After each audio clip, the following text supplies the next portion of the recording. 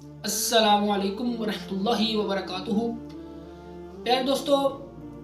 حضرت عمر رضی اللہ تعالی عنہ نے اپنی ساری زندگی ایک حدیث مبارکہ بیان کی کہ میت کو زندہ کے رونے کی وجہ سے عذاب دیا جاتا ہے، یعنی میت کے پاس جو اس کے گھر کے لوگ رو رہے ہوتے ہیں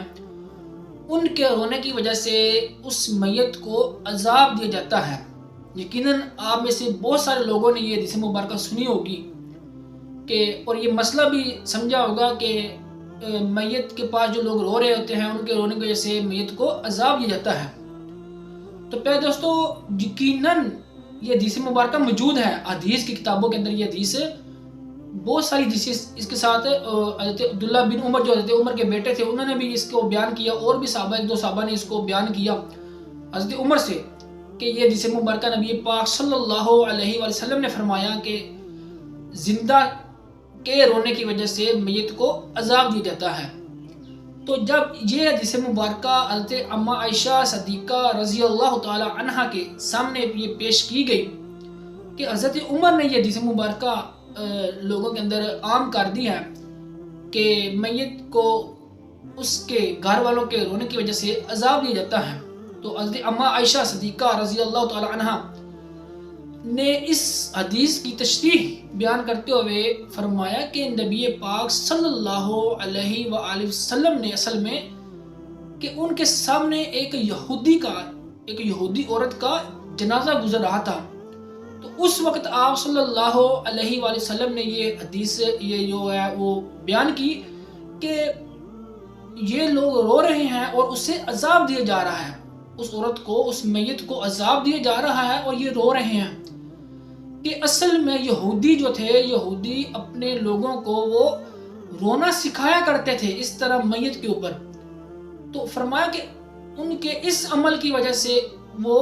اسے عذاب دیا جا رہا ہے کہ وہ رو رہے ہیں اور اس عورت کو عذاب دیا جا رہا ہے، اور یہ یہودیوں کے بارے میں تھا۔ تو حضرت عمر نے سمجھا کہ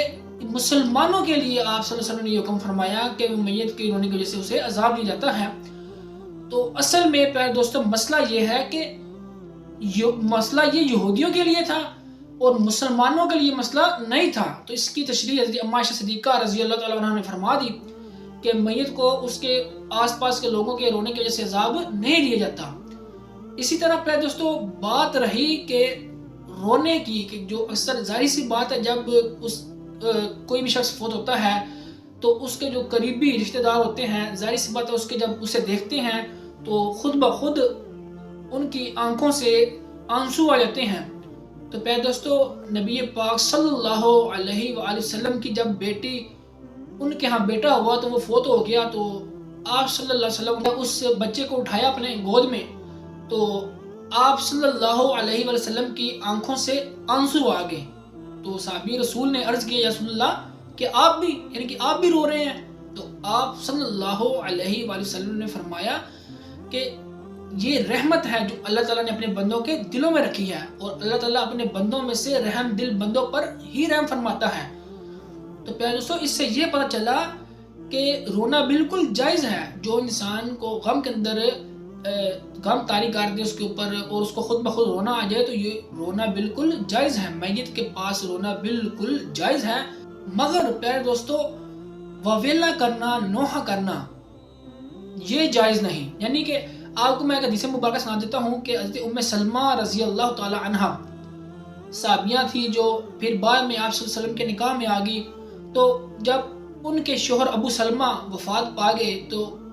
انہوں نے دل میں خیال کیا کہ میں یعنی کہ بہت سارا یعنی کہ روں گی اور وویلا کروں گی۔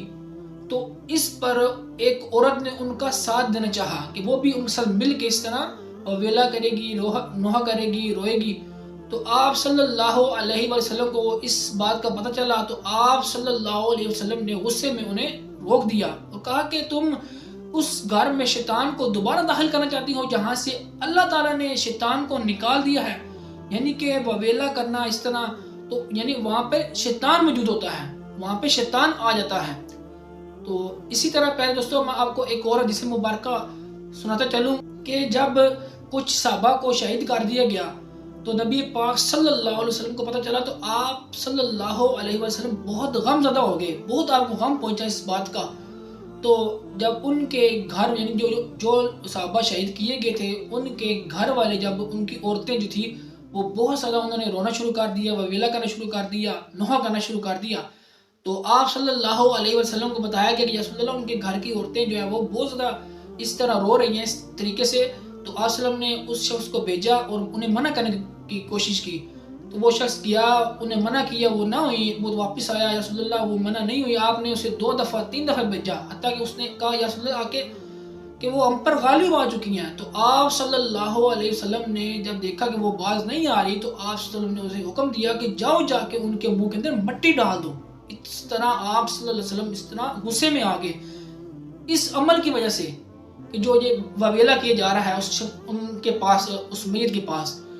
تو پیارے دوستو یقیناً یہ بہت برا عمل ہے، بہت برا عمل ہے۔ اور اسی طرح ایک اور حدیث مبارکہ ہے کہ آپ صلی اللہ علیہ وسلم نے فرمایا کہ جو نوحہ کرنے والی شخص ہے، جو بھی شخص ہے، عورت ہے، مرد ہے، نوحہ کرنے والے اگر مرنے سے پہلے توبہ اس نے نہ کی تو قیامت کے دن میں اللہ تعالیٰ اس نوحہ کرنے والے کو تار کول کا لباس پہنائے گا، یا فرمایا کہ خارش کی قمیص پہنائی جائے گی، یعنی اس کو اس طرح کا یعنی برا لباس پہنایا جائے گا قیامت کے دن، جو نوحہ کرنے والی ہے، واویلا کرنے والی ہے۔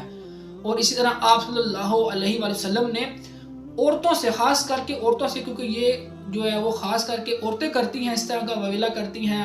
اس وقت ایسے جملے بولتی ہیں، کفریات جملے بولتی ہیں، تو آپ صلی اللہ علیہ وسلم نے ان عورتوں سے چند چیزوں کی بیعت کی، جن میں سے ایک فرمایا کہ نوحہ،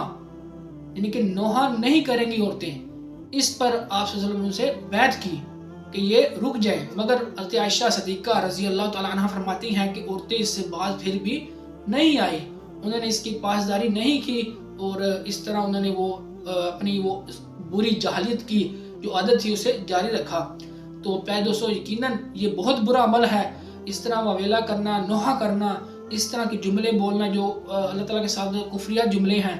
اللہ تعالیٰ ہمیں ان سے محفوظ رکھے اور ہمیں اپنے گھروں کے اندر اس حدیث کو، اس عمل کو ان کے اوپر لاگو کرنے کی توفیق عطا فرمائے، اور ہمیں خود بھی اور دوسروں کو بھی قرآن و حدیث کے مطابق زندگی گزارنے کی توفیق عطا فرمائے۔